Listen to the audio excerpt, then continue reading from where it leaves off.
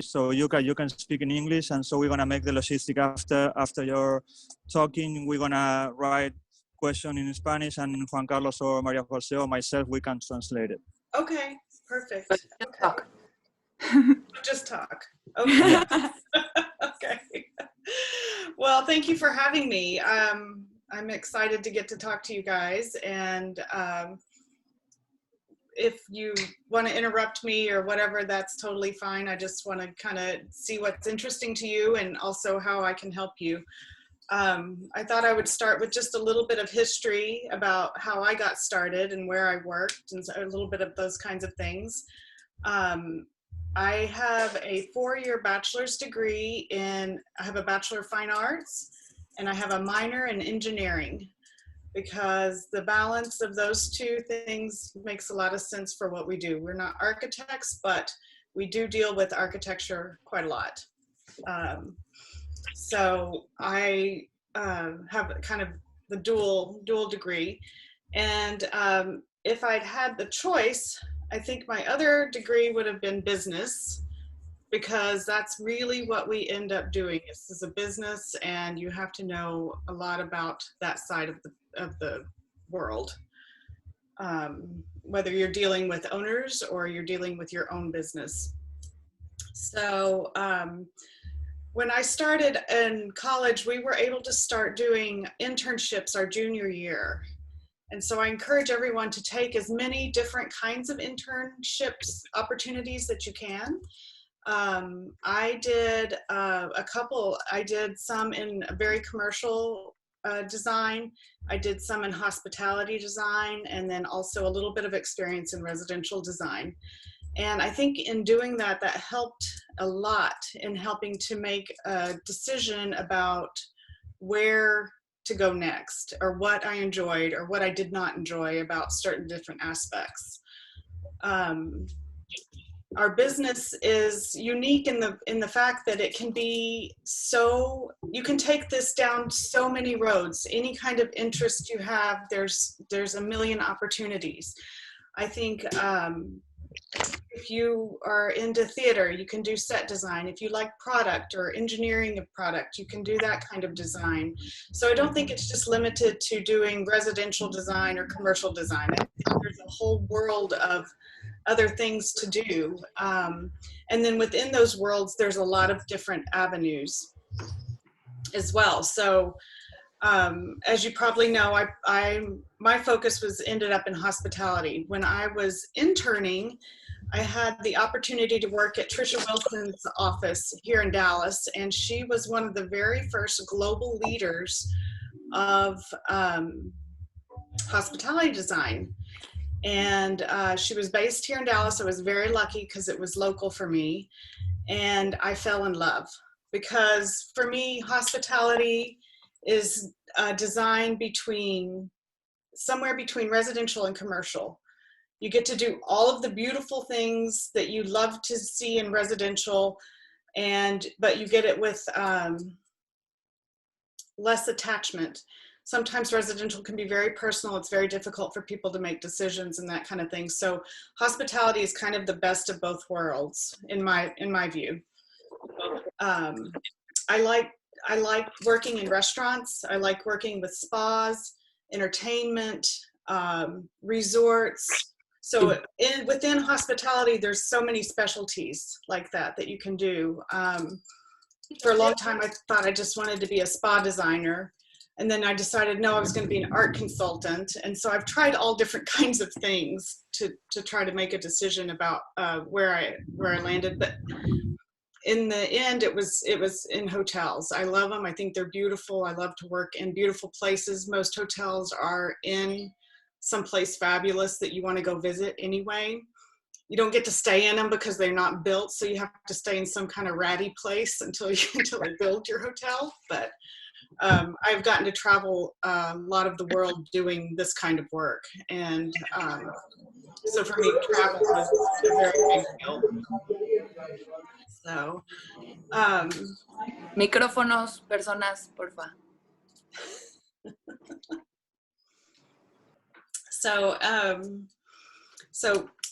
I can speak to a little bit of residential design. I've done very, very high-end residential design in my time at doing hospitality, because sometimes you have a hotel owner who ends up liking you a lot. You do a lot of hotels for them, and then they ask you to do their home or multiple homes. And so we've had that experience. So we get a little bit of taste of that as well.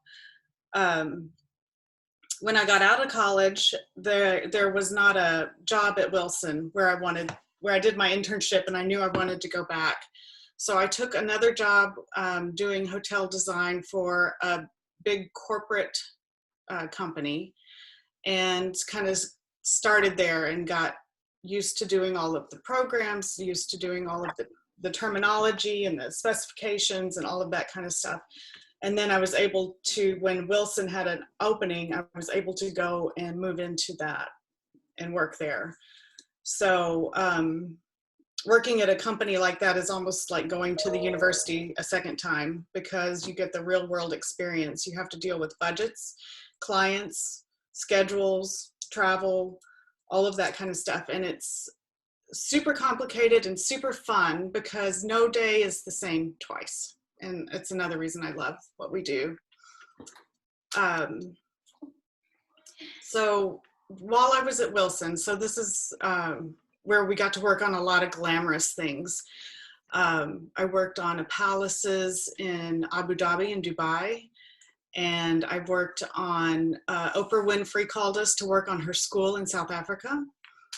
Our famous people we did was Arnold Schwarzenegger and Kevin Costner, some people like that. There were some people like that you wouldn't know, but the people that started Yahoo and Facebook and all those kind of people. You don't know their names at the time, but that's, you know, we got to do some kind of glamorous work with them. And then, but my priority while I was there was to work on Ritz-Carltons. So I have a very heavy luxury experience in that world. And one of the owners liked my work enough that he hired me to do all of his Ritz-Carltons. And so we would get on his private jet and we'd go from Ritz-Carlton to Ritz-Carlton. We'd go look at new ones. We'd go build, you know, try to decide if we wanted to buy one or not buy one. And so my education grew way beyond knowing what fabric we liked and paint. It was about views and land, and was the value, could you get enough people there easy enough to make money? So those kinds of things started to come into play. And then that's when your world just starts expanding and expanding, because these are not things that they teach you at school, most typically. So I was very lucky to have that kind of education, and it will happen for you too. It just depends on where you end up, in what industry you end up in. The market goes up and down a lot in our world. We're usually a luxury item for most people. So we do work for many years doing really great, and then it might slide. And so in doing that, you have to really keep up with all of the things that are relevant for us. Computer programs, tons of computer programs, the trends, the predictions, and the fashion and all of that. So even if times are slow, you still have to keep growing and trying to move into that, because the more diversified you are, the easier it'll be for you to find a job. So if you can do all of the programs, and that's one thing that I am sorry that I have not done, was first of all, learn a second language like Spanish. I should have learned that many years ago. And also to keep up with the CAD programs, Photoshop, InDesign, then all the 3D rendering things are very popular now. So if you can do all of that kind of stuff, you'll be very beneficial to somebody else. Somebody's got their hat on, funny. Let's see. A lot of the things that we try to do from a hospitality design standpoint is try to keep up with the trends.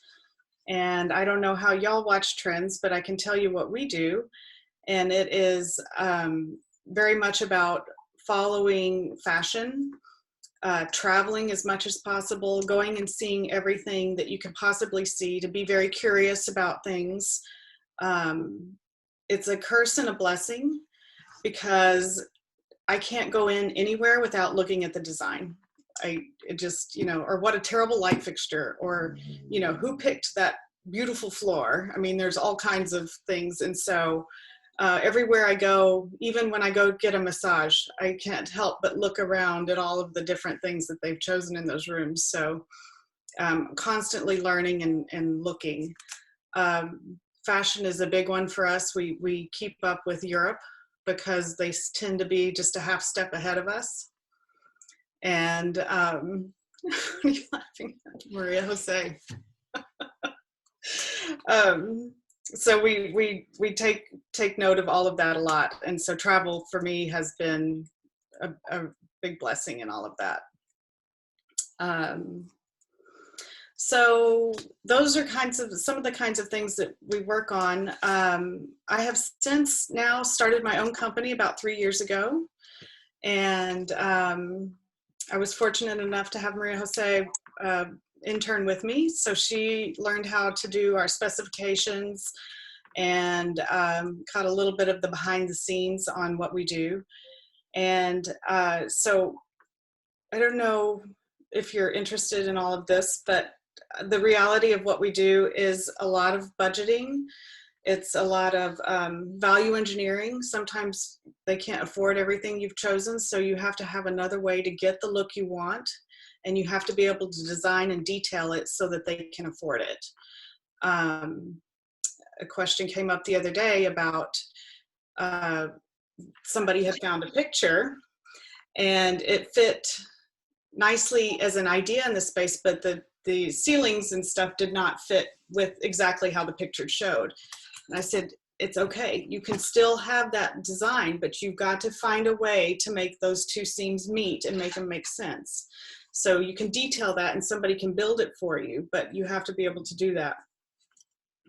So it's a very important thing. So you're not just choosing paint and fabric. It's learning how to draw all the details and make sure that you can have somebody build what you're envisioning. If you can't communicate your vision, then they can't build it for you. I would also say that's the same in sales. So when you're selling a client an idea or a design, you have to be able to communicate your vision. And whether it's through sketching, verbal, imagery, fabrics and finishes, all of that kind of stuff, if you've got to be able to sell it to somebody, or you'll never get it built yourself. So I think that's a very important thing that they never told us. It's like your communication skills are huge for being able to be successful in the business. I just happen to have a little book of specs that we did for one lobby for a small hotel. And where is it? Oh, here it is. This is how many pages it took to do it. It's about 150 pages of written documents about how to build and how to buy every single piece that we need for that one lobby. So in commercial design, this is very important to be able to do this. There's programs that will help you put all that together, but you have to know what you want and you have to know what you're buying.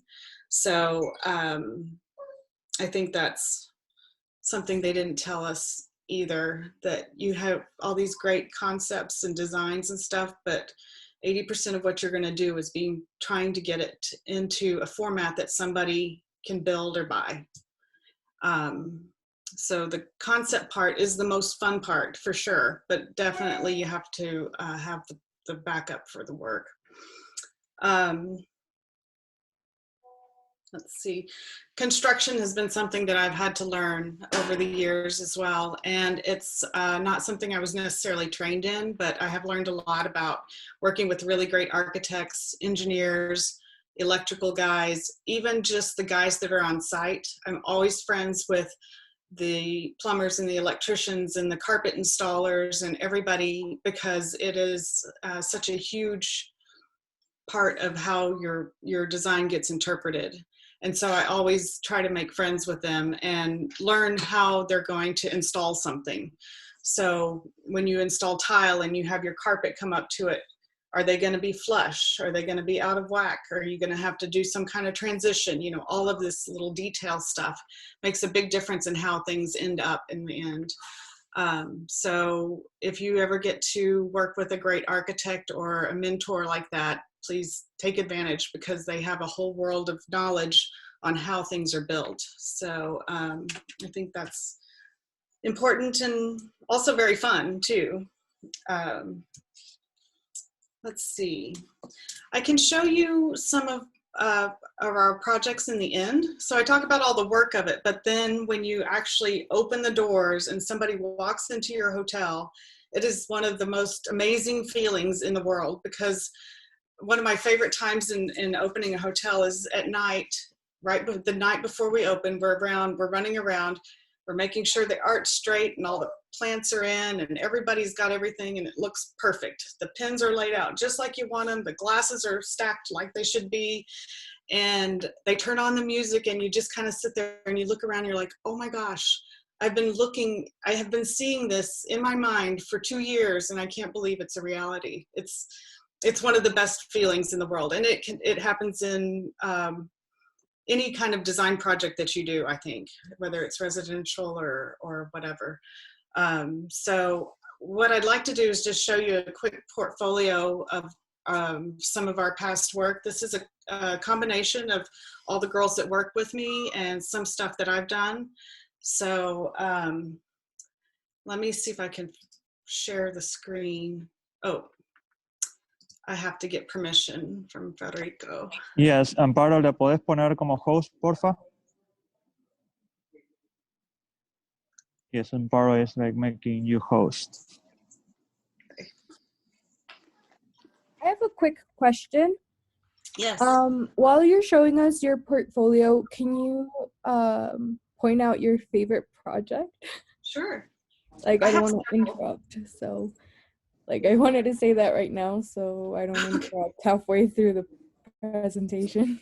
Yeah, no, I do have some favorites. I think all the girls that have contributed to this portfolios, they each have their favorites in here as well. And each one has a different story, which is really kind of a cool thing because it's never the same thing. Let's see.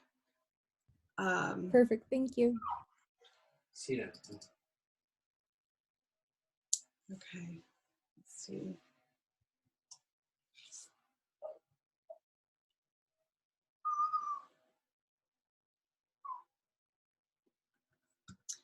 Uh-oh, whoops, sorry. No problem. I didn't start it at the beginning. What is happening? It's okay. Here we go. So this is our portfolio that we send out. This one is the resorts version. We have several different kinds of versions. We have, you know, more urban. We have resorts. We have select service hotels. So in the hotel world, there's lots of different levels of hotels. I'm sure you know if you've stayed at a Marriott Courtyard versus the Ritz-Carlton, you know the difference between all these different kinds of projects. So we like to show the resort one because it's Catherine, yes. we see your desk. black. Yeah, it's a black screen. I think you need to switch to your presentation. Oh, okay. Sorry. It's okay. No, it's an amazing black screen. It's amazing. It's beautiful, right? It's beautiful. It's an amazing black. It says resume share. Why is it not working? No, maybe you need to cancel sharing the screen. Okay, let me try again. Sorry. Yeah. No problem. Share. There we are. Yep. All right. Okay, good. Thank you. So this is, I'll see this little black thing. Should I move it down? I don't know if you can see that. Do you see this bar at the top? It's white, but we don't see it. We see the presentation as it is. Okay. Okay. Yeah. So we talk, for my company, we talk a lot about celebrating the magic of well-designed spaces. There's a lot of magic in what comes together. Sometimes people don't know why it feels so good, but it's about all the different details and all the different layering that you've put into the project that makes it. People that don't understand design just know that the space feels good and it's beautiful and they just love it. People that do know design will start to notice all the layers and all the different details and that kind of thing that are put behind it. And so we think it's like magic sometimes when these things come together, and they turn into these wonderful spaces that people love to come back to again and again and again. I have an intro just about talking about how we try to bring magic to every space, commercial and residential, and then we work all around the globe. And so I can share this with you guys later if you ever would like to pass that around, but you can talk, it talks about that it's a very purposeful and personal journey that we go on with you, especially when we do hotels, because they can be 2 to 3 years long.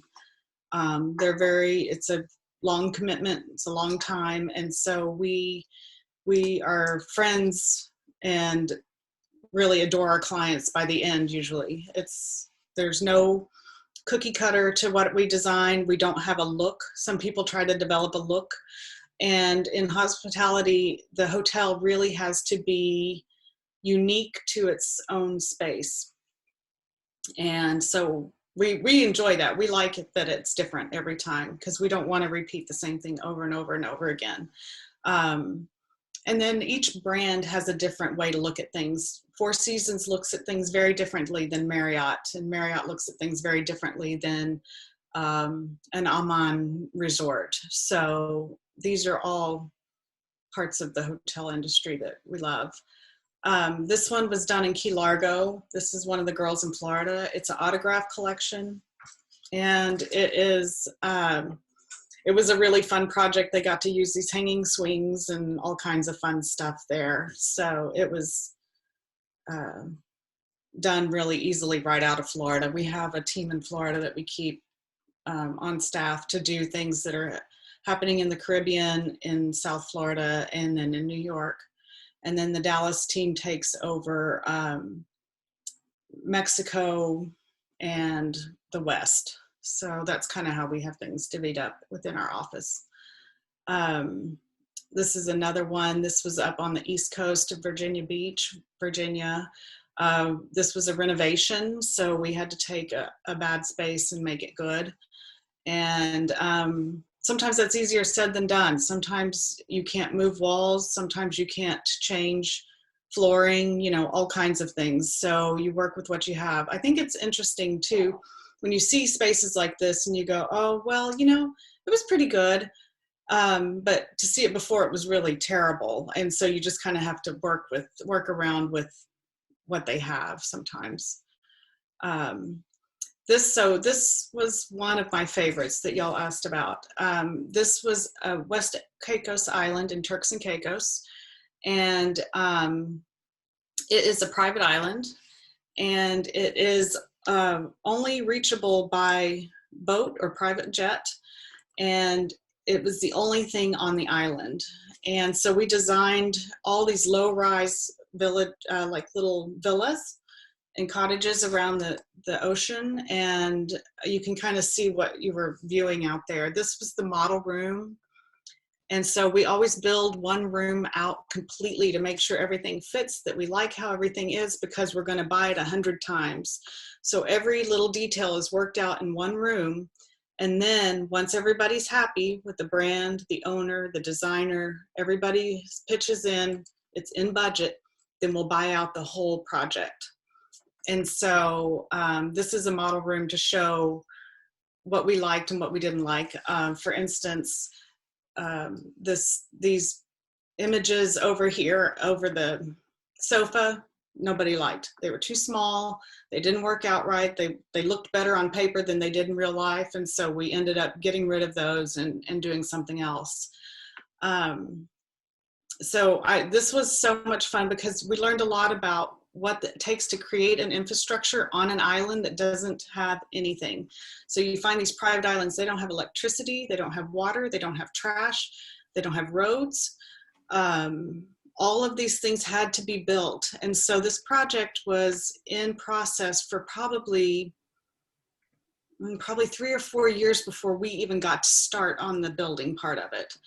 And so it was all very interesting to see how that comes together. And so another thing that was interesting about this one too is that the labor in this location, there's not any labor. It's a Caribbean island. There's very limited skilled workers there. And so this owner brought in Chinese craftsmen and workers, and they built a whole like camp out there for them, flew them all in, and these guys lived here until everything was built. They lived without their wives and their families, and it was extremely interesting. Their work techniques were different. When you work in foreign countries like this, they don't always have the same rules and regulations that we do. And so the guys didn't even have work boots. They worked in the little soft fabric shoes that the Chinese wear. And so it was very fascinating to learn all the different cultures. And then they had an Israeli foreman that managed all of them, and a US owner and US designers. And so it was kind of crazy how it all worked. We also got to meet the head guy in Turks and Caicos because he's the one that had to approve for us to work on this piece of land. And then in the end, this was during 2008 when we had a big market crash, and the owner lost the project. So it was never built after all that. So someday somebody's going to buy this because all of this is sitting out there on the island with nobody watching over it. It's just rotting. And I think somebody will eventually take the land over and build it. But it was a spectacularly beautiful place. But I want to ask you, the project is actually built, or it's only just the idea? Partially built. So we built one villa, and they started building the lobby, and so the lobby never got finished. This one villa, all 4 units were finished, and so we got to see each one fully furnished and all of that, and that's where we got these pictures from. But then they never. So it is like like always waiting for someone to buy it or something like that, because oh my. I know. What a shame, huh? Yeah. Yeah. It happens sometimes. Sometimes these owners, they make commitments that they can't keep, or if the market crashes, they lose the project. And so it's just the way it works. But we put it in our portfolio because we did work very hard on it, and we thought it was a beautiful design and all of that. And so sometimes that, that happens. That's a shame.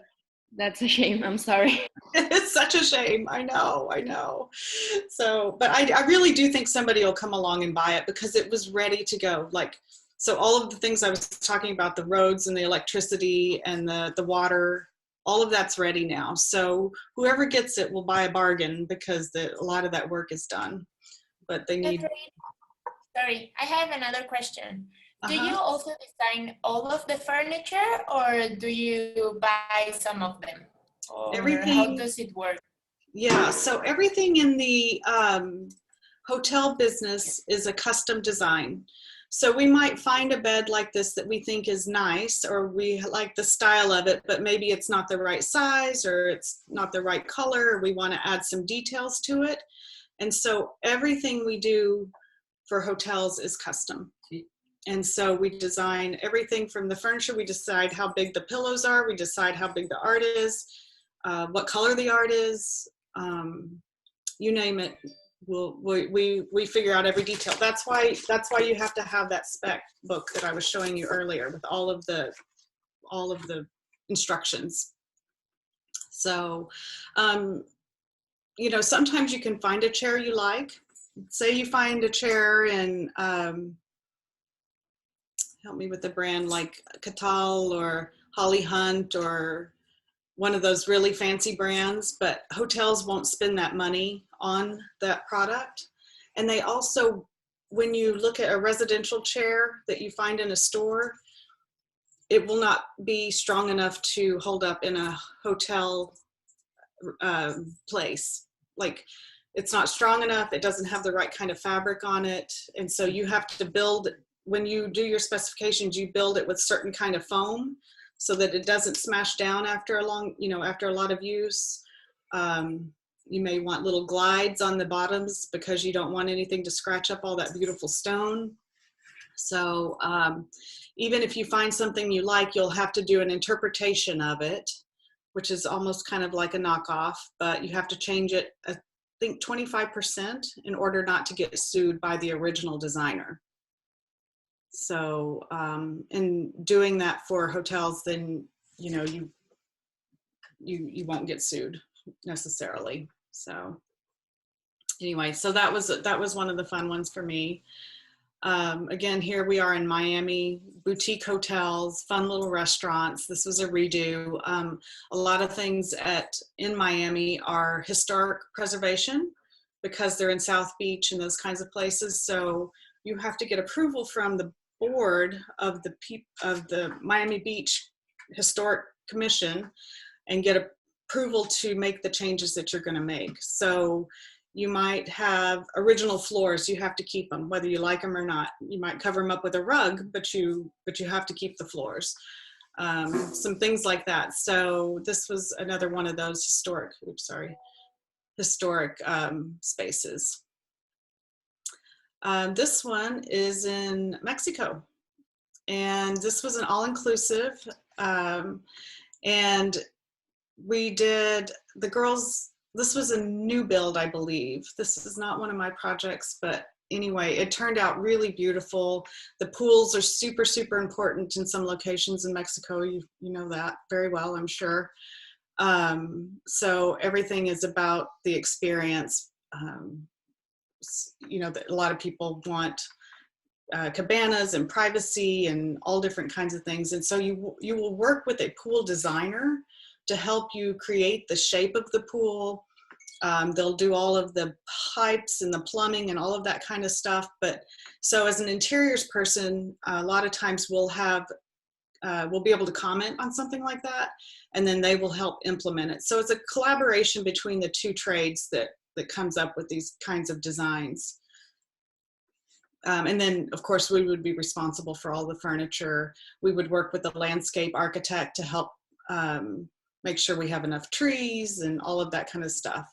They definitely know their business the best, but we definitely chime in when we can. This is in Los Cabos. Another project from Hard Rock Hotels has been doing a lot of work lately. They're fun to do. They're kind of crazy because they're Hard Rock, but they're not super fancy or super high end. We consider them a 3 to 4 star. Some of the other stuff you've seen is a 5-star. So this one has a whole different budget, a whole different aesthetic. They have this whole rock and roll experience, and so everything has to be based on that with a local flair. And so this is in Cabo. In Cabo, I worked on some really amazing things, some private residences and some things like that there, and it's quite beautiful, as y'all all probably know. Here's one in Cancun, another Hard Rock. Same deal. Looks totally different than the other one in Cabo, but Hard Rock loves purple, whether we did or not. We still had to work within their brand and make sure it looked and felt like a Hard Rock. So there's a lot of work going on in Cancun, in the whole Riviera area, so I can't wait. I hope we get some of those. I'll have to let you know. Mhm. This one's in the Dominican Republic, Punta Cana, another Hard Rock.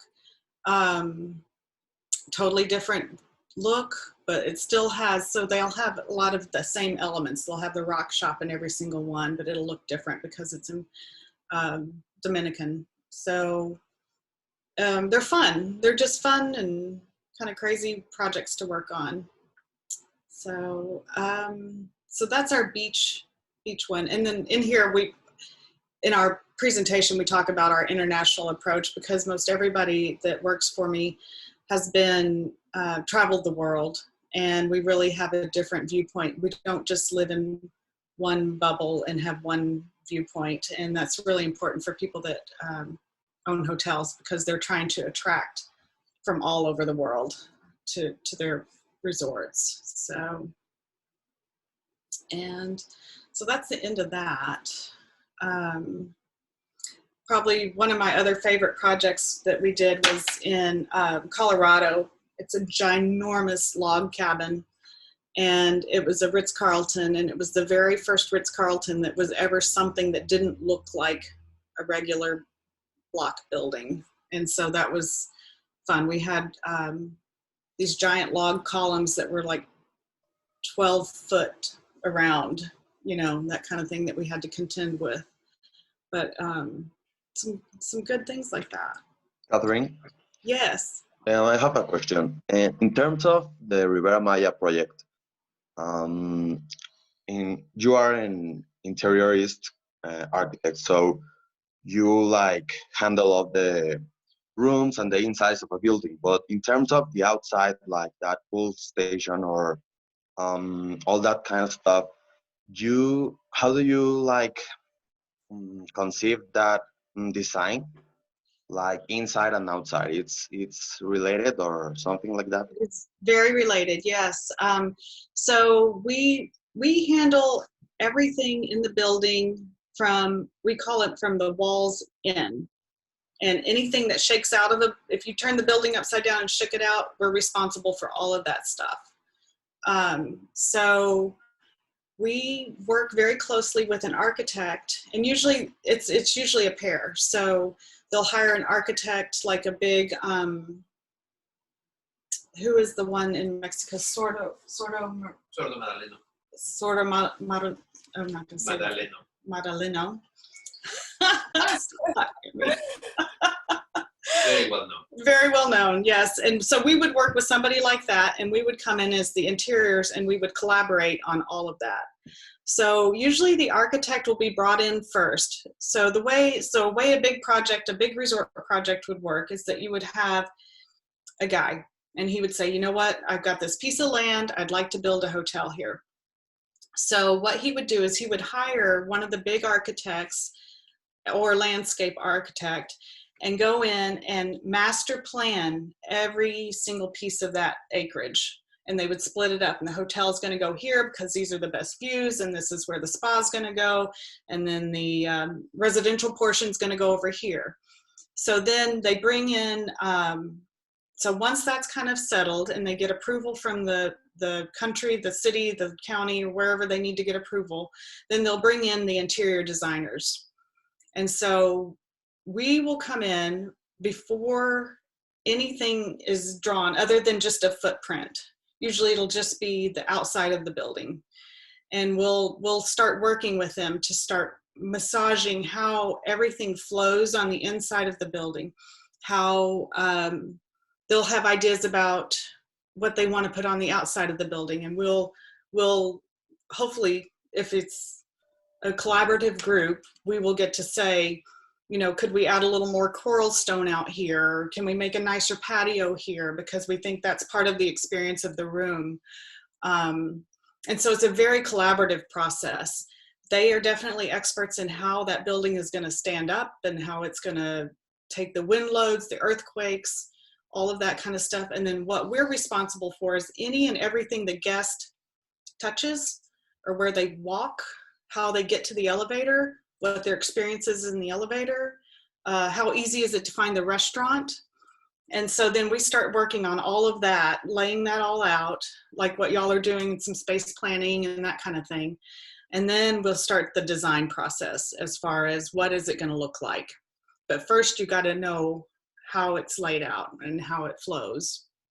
And you work with the architect on that, because sometimes they say, you know what, the elevators have to go here. We can't move them. This is because of who knows why, all different reasons. And so you need to make sure that that works for what's happening on the inside of the building. So yeah, it's kind of a collaboration. Yes. Sorry, I have another question. How do Okay. you manage all this, like, when you work in, for example, in Spain and you live in London or something like that? Uh-huh. How do you manage to, I don't know, to carry on the project, or do you live like a couple of months in the project, or I don't know, how do you manage all this, like, All over the world. Yeah. yeah. So what we have done always is we'll go in the beginning, and you go and you have a walkthrough on the site. You meet with all the team, and you set up the project in that way. And then we'll make a lot of site visits. So when you know all of the design phases, you have conceptual, schematic, design development, construction documents, and then construction administration. So when each one of those, we have a certain amount of trips allotted to go. And we'll either meet on the site, we'll meet at the architect's office, we'll meet at the owner's office, and everybody flies in from wherever. Now that COVID's hit, those things have changed, and we started doing a lot of Zoom meetings and a lot of screen sharing and plans and that kind of thing. And then we FedEx boxes and boxes of samples to everybody so that they can see what's going on. COVID has been not usual, and I hope some of it changes and some of it doesn't, because it's very difficult, because in person it makes such a difference to touch and feel everything. But so we will do that, and so in the conceptual phase, you need like 1 or 2 site visits is all, because you just go see what it's about, and then everything else is in your mind, and it's in renderings and how you draw it, and then you'll present it to the owners, and you'll work with the architects. And then the most time that you need somebody on site is during the construction phase. So like when we worked on Atlantis in the Bahamas, and we worked on Atlantis over in Dubai, we had a team that moved there and lived on the site with the guys and worked with the construction people, solving problems all day long, because the drawings that you draw are great, but they're not always precisely accurate, or something weird happens in the field and you have to change directions and that kind of thing. For a project that's just like a Ritz-Carlton, like a regular size, maybe 300-400 room hotel up to about 1,500 rooms, you can do everything from afar. And so you'll go check on the project. You'll go, if you have to go every 2 weeks, then you go every 2 weeks, and you check everything. You do a punch list. You send your list to the contractor and say, these things are not right, these things are missing. But it's a constant dialogue between you, the contractor, the architect, and the owner. Because if they have to solve a problem on site and you're not available, then they will make it up for you. It may or may not be what you would choose for your design. And then in the end, you have to plan 2 or 3 weeks to go and stay on site to install all the artwork, all the accessories, make sure all the pillows are there, fluff the beds. Usually you'll have a staff of people to help you do that. So by then they've hired housekeeping, those kinds of things. So they'll be making up all the rooms. You go check them all, make sure all the pieces are in there, and make sure everything's set up properly. So in between, it's a lot of communicating and paperwork, but you don't have to live on site. And that's the beauty of it, because then you can run 5 or 6 of these big projects all the time. You don't have to just be stuck on one. So, because they move at different speeds too, So I have another question, like in relation with this. How will you say this affects the relationship between you and your family? Like, in a bad way or in a positive way, or it doesn't affect like anything? So. Well, I have found it to be, for my family, is very good, because they like to go with me on these sites sometimes, and they travel with me, and things like that are good. I think it can be very difficult if you have children and you can't get them to school, or if you have help. Those kinds of things can be hard, but it can be worked out. It depends on your family, I think. Yeah, Actually, I'm very worried about that because I want to have a family in the future. So Mhm. like that was a question, like to choose the career that I want to study because all of this, so I can have my family and also like be in my work and in this project or something like that. And that's something that I liked. Yeah, and I think that works because you'll never work on it by yourself too. So I know one of our girls was, she was expecting, she actually just had a baby a couple of months ago. And so she is choosing to do more of the office work, and then we send somebody else out to the sites because she doesn't want to travel right now. And that's okay. She'll travel when she's ready, or she may not want to travel again, but there's so much work to be done on projects of this size that you can kind of pull back and choose a different position in the team. Does that make sense, kind of? So I also think that you can do interior design and you can do just local work if that's where your heart is and that's what you want to do. I think that especially living in Mexico City, it's an enormous place. There's a ton of stuff going on there all the time, whether it's Well, I live in Houston. So I live in Houston, so I'm not in Mexico City. Oh, okay. Where do you live? I'm sorry. In Houston. In Houston. Oh, in Houston. Yeah. Tons of work in Houston too. You can get on the train and be in Austin and back and forth in a day. So, yeah. So I think it's how you decide to put your career together. Okay. And I have another question. What would you recommend in general to the people that are starting this career? So the interior design in general. So In general. Yeah, like to have an advice or something like that. Yeah. Gosh, there's so much. I think mostly to just take your time and learn everything you can. If you can find a great mentor, I think that's very important. You will come out of school knowing some stuff, but you won't know everything. It's impossible. What we do takes so much detail, and it's hard to know everything about everything, right? So you may know a lot about furniture, but maybe you don't know as much about electrical or construction or details or whatever. So I think it's about just learning and finding what you're passionate about, because I think this is a fun job. It's a very intense job sometimes, and it can be it's an amazing experience, but I think you have to really love it too. I think you have to feel good about what you're working on and who you're working with. So. Okay, thank you very much. I have a question. Yes. How did you get into like international design? Like, how did you start designing internationally? Was it something that just presented itself, or?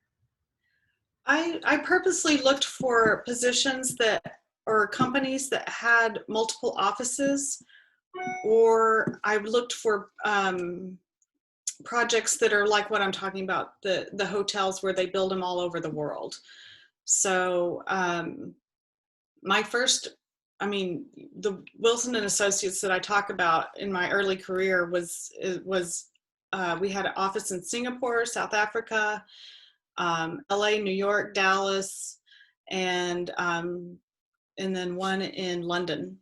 And so I purposely sought out companies that had the international experience, because a lot of times within that company you can transfer around. I know one time I was offered to go and live in the Middle East for a while, and so that's how I got into it. And I think that's a pretty good way, because they will teach you what you need to know in those places. Okay, so would you recommend to look for like a very like not so local company? I think it depends on which part of the interior design you want to go into. Okay. If you're interested in residential or theater or hospitals or hotels or schools, I think I think you first have to kind of find that out. And sometimes you have to work, you may want to work for somebody local because they have a different Okay. viewpoint. Thank you. I have a question. Do you ever had some clients that you didn't really like? Yes. How do you deal with them? Because that's something common that can happen to all of us. It can. We've, you know, clients are funny. Some of them come with a lot of money and a lot of power, and so they don't necessarily have a lot of respect for their people. And so I never let myself get into a position that would compromise me. I didn't want to be in a place that didn't, if they didn't respect me, then I always had an agreement with my team and my boss that I would walk out of the project if they put me in a position that was not good. That doesn't mean they can't get mad and yell and carry on, but if they were disrespectful or threatened me in any way, then that was something that definitely we just walk away from. He's not worth it. But a lot of times, even if you don't like your client and the work is good, there's always going to be somebody you don't like. Just know that right away. And you just, I'm from Texas. I'm very Southern, and I just smile and then go home and vent to my husband and tell him, you know, everything. So it just depends on how they are. If they're very hot-headed and things like that, then, and it's scary, then there's no sense in doing that. But if they're just difficult, which most of them will be difficult in one way or another, then you just, you pull out that psychology degree that you got in college and you learn to work with them.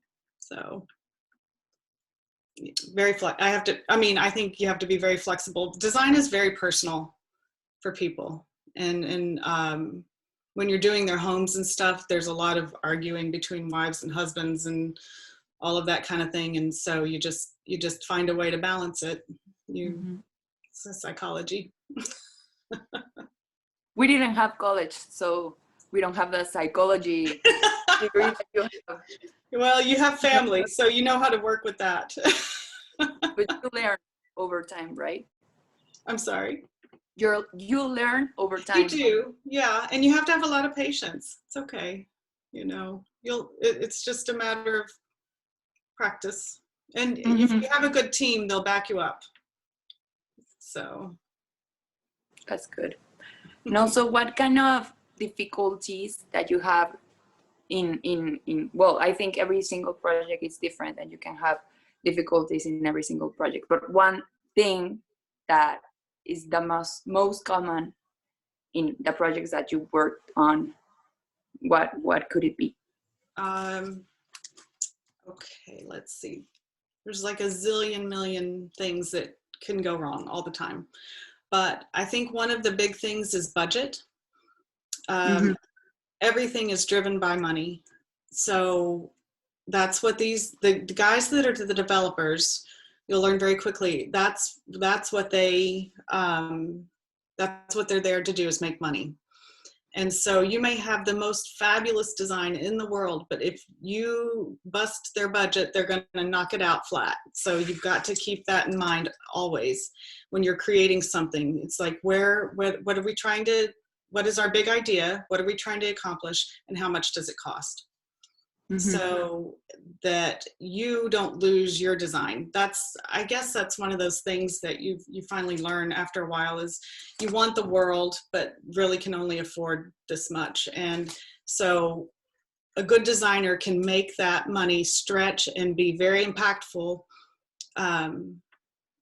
along the way. So, sorry. And what if they change the budget? Can they do that, or they have to have it in the contract that they have to pay for that and that's it? No, it's their money.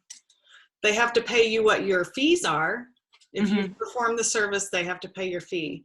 But if they decide they can't afford to build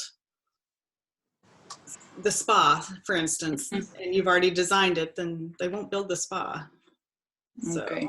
And what happened with the project in Turk and Caicos? We got paid. Yeah, we got paid through a design development, and we got paid for the model room, but that was it. So when you're doing your contracts, I always try to load the money up front so that you get paid early, because as the project goes along and they run out of money or something like that, then at least you got the bulk of what you were owed. So, and that works. I mean, we've had that problem in China and we've had that problem in the Middle East, both. So we try to front load our fees on those. Okay. Okay, that's hard, I think, to know how much you're worth. Or you have a specific fee in at the start? Yes, so we price ourselves by the project, and we price it by the phase for hotels. And a lot of residential designers will price themselves by the hour plus the markup on the product. So we don't get markup on the product. That's a whole nother company that does all the purchasing, because it's too much and too difficult for us to do all of that, plus everything else that we do for design. So our fees will come in, and I've heard of fees that are ridiculously low, like for a small hotel, somebody will do it for $30,000. And then for like the big resorts back in the day, I don't think they get these fees anymore, but for the Atlantis, I think we got $10 million for our fee. So the range is huge. It depends on the project. And so the way we price that out is we figure out how many hours it's going to take to do the project, because that money has to stretch over 3 years, whatever they're going to pay you. So when you get out there and you get into the business, then the people that set up your proposals and all of that in those big companies, they can teach you how they do that. Everybody does it a little bit different. But yeah, so commercial is usually by fee, and then residential sometimes is by the hour or by the product. Okay.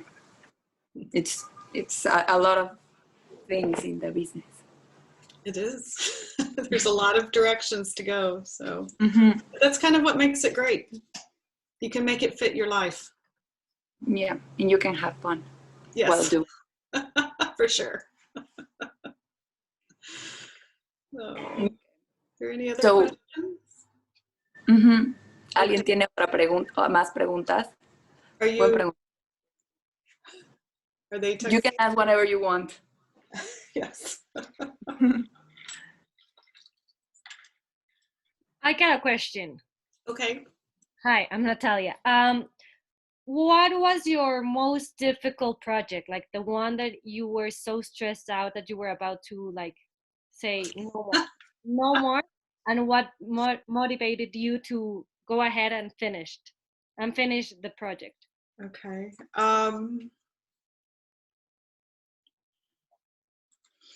I think probably that Ritz-Carlton that I did up in Colorado, that was the big log cabin. The general shape of a cabin presents lots of problems. So everything from our draperies in the rooms, where every single one is different. How do you attach that to those logs? You know, all of those kinds of little details in that project were very difficult and very time consuming, and it went on much longer, probably a year longer than it should have. And so I learned a lot on that project, but there were times where your head was exploding. And I think the things that got me through is that we had a fabulous client. They were super nice, super easy to get along with. And as things got built, and as you saw things coming together, that in itself is really motivating, because you can start to see your vision come to life. And so the more that happened, the more excited you can get. and the less that those little problems were that you were working on were worth it after a while. You began to see the value of them being worth it.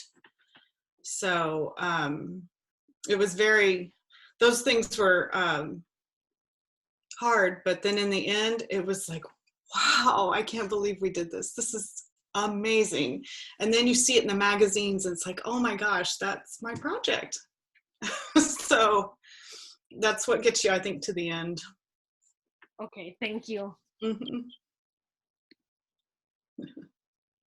¿Alguien más tiene preguntas? Someone else? Katherina, Yes. in these terms of COVID and all this pandemic and post-pandemic world we are living now, like in interiorist on your work, how do you see this affecting you or changing the way we are designing, like architecture?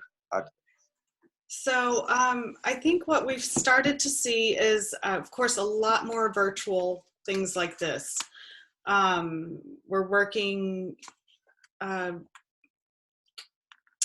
don't know, I almost think it's more hours in a way because they can catch you at all times of the day. And I think that we are trying to communicate in a different way. So even if it's like, for instance, I had to send this box of samples to Marriott to get it approved.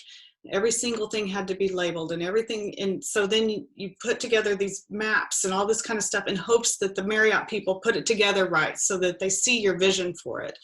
Some of those things have changed where normally you would just take that and then you would just show it to them and talk to them about it, get them excited about it. Now here they're looking at your stuff with no context. And so they make up their mind whether they like it or not, and you haven't even gotten to tell them about it. So I think that's very difficult during COVID. I don't think that will last. I think that eventually we will get back to presenting in person. I don't know when, but I think it will. But you know, this virtual working has also been really great. A lot of people are getting to be with their families more. They're getting to work when it's convenient for them. And so the virtual office is also very good in that way too. As far as like all the plexiglass that they're putting on everything and the dividers and that kind of stuff, we think that that's probably not going to be forever because it's interesting because I've been listening to different webcasts with hotel owners and brands, and they talk about that the lifestyle people, like the brands that you like to go to that are very cool and hip and young and fresh and all of those kinds of things, they don't want all of the plexiglass dividers and the things at the front desk. And so they're finding different ways in technology to change that so that they don't have to have that in their hotel. The business hotels like a Hilton Garden Inn or a Marriott Courtyard or whatever, they're okay putting up all the plexiglass right now. Restaurants, it's still kind of up in the air what's going to happen with them because they're starting to build like little alcoves and little screens and things like that to put nooks and tables and kind of keep people apart, but the restaurants can't survive on the low percentage of customer that they're getting. So I really don't know what's going to happen with that, but I do think in the hotel space they're changing the way that they clean, which is good. I hope they keep it up. You can't always know for sure that they're doing what they're supposed to, and that technology is going to ramp up faster for us to have no check-ins, and you don't really even have to see a person if you don't want to. So that seems to be the trend right now. And I have another question about the COVID situation. You just said that everything is going to be like temporary, so to say it. And my question is, do you think we have to start designing for this situation, or do we have to keep designing like we used to and only be like, I don't know, like put the plastic paper otherwise than doing something that is with the COVID related. Did you understand my question, or Yes, did I I get do. into Yeah. I think it's a hybrid.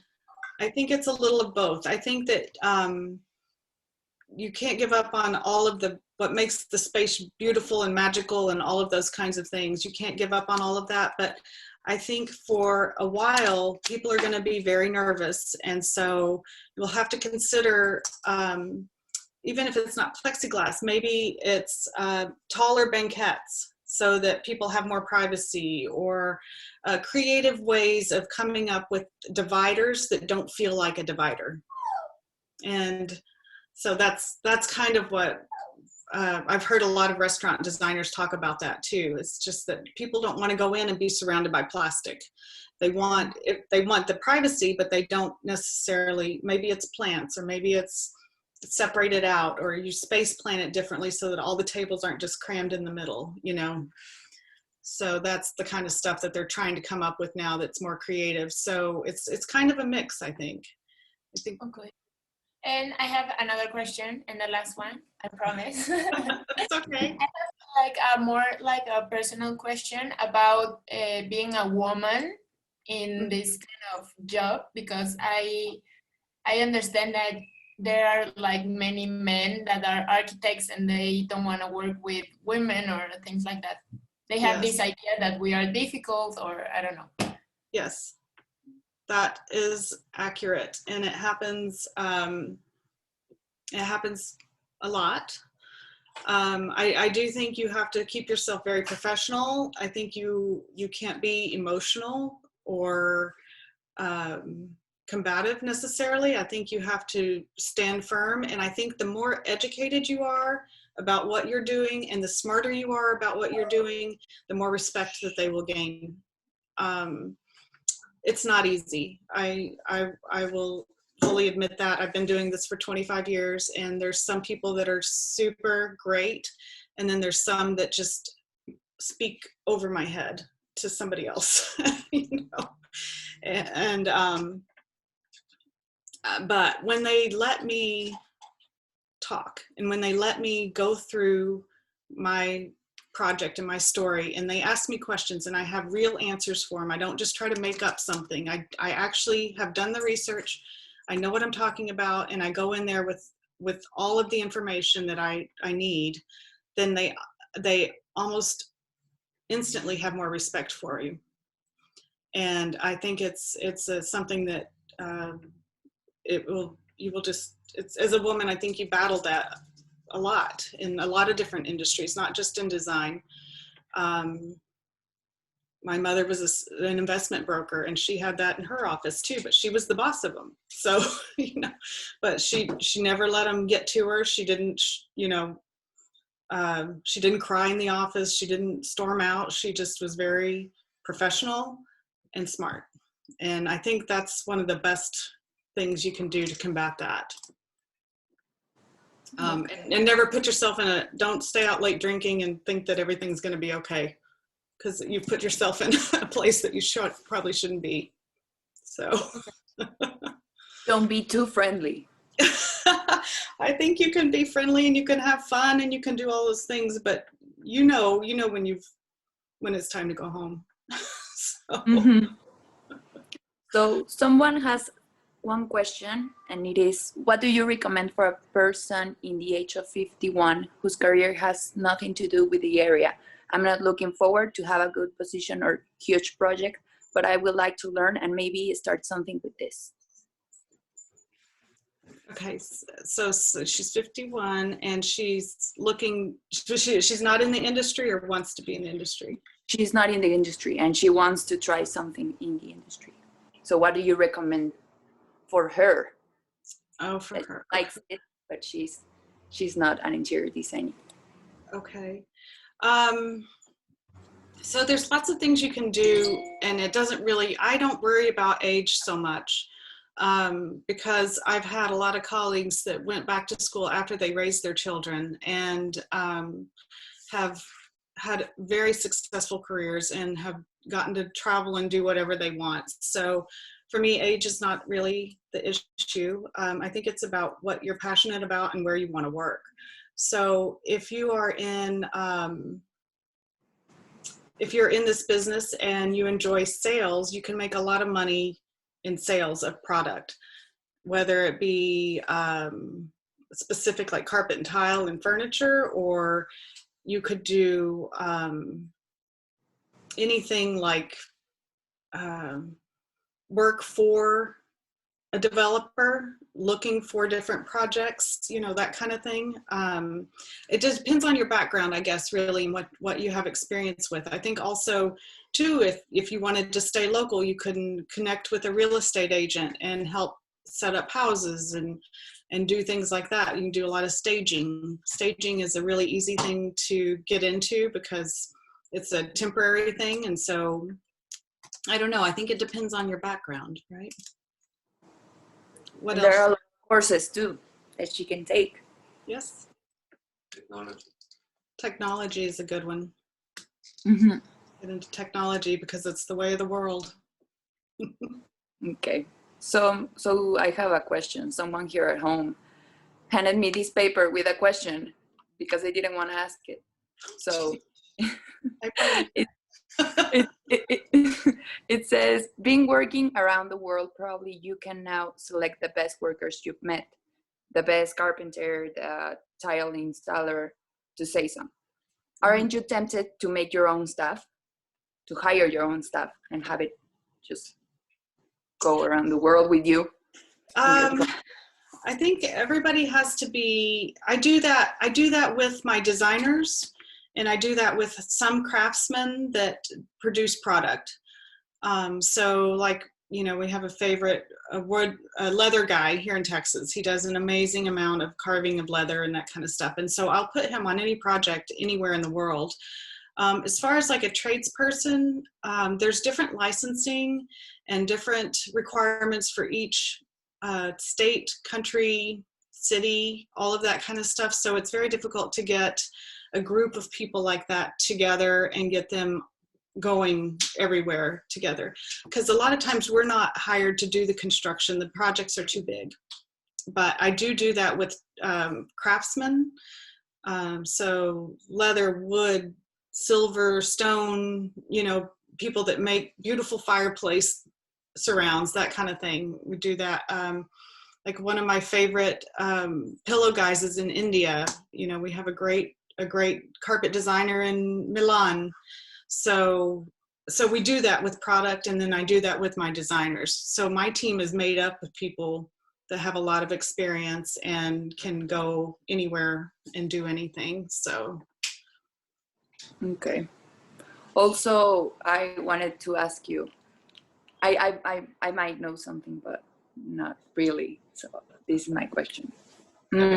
When you, what was the thing or what happened that made you go to an independent firm, not working for someone, but being the boss of something? Okay, so I have spent 20 years in different corporations and big companies and that kind of thing. So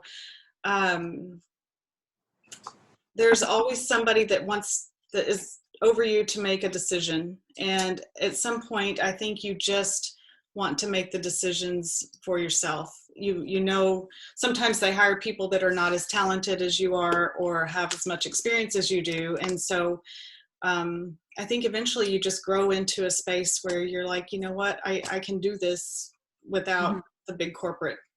And for me, that was good, because I'm like, people that would work at Ritz-Carlton that I had to work with, they were told what kind of dresses to wear, and all of that kind of corporate red tape is what I would call it. It's a lot of rules and a lot of things like that just never fit my personality. I'm more like to wear my jeans, and I like to have a casual conversation with the owners and work with them directly.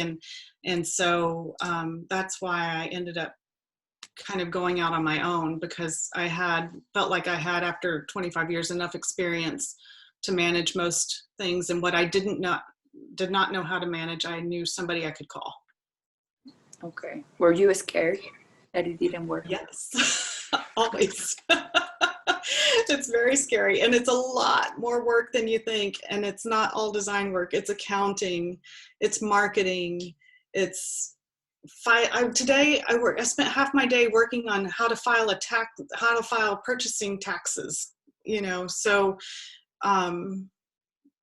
it's not as glamorous as it seems. It's a lot easier to work for a big company. If you really just want to design, work for a company and be a designer. If you want to own a business, then be a businesswoman and person and get to design sometimes. Okay. Sometimes is a clue word. I don't know if anyone has another question. Whatever. Oh, just to thank you, Katherine, for everything. Yeah, thank you. Yeah, thank you guys for having me. And Thank you, Katherine, to be with us, sharing your knowledge, Thank you. sharing your experience. Thank It was you. very, very interesting. Well, good. I'm glad. Y'all can tell me. You can give me a critique because I can always get better. So. Yeah, you were amazing. You were amazing. This I think is it was my perfect. critique. Yes. Tell you that right Continue. Thank you for your time. Thank you, guys. Thank you. Let me know if you Yeah. need anything. Maria Jose knows how to find me, so I'll be happy to help anybody that needs anything. So. Thank you so much. All Thank you. right. It Y'all was have a a good pleasure night. having you. You too. Thank you. Thank you. Thanks, Katherine. Thank you.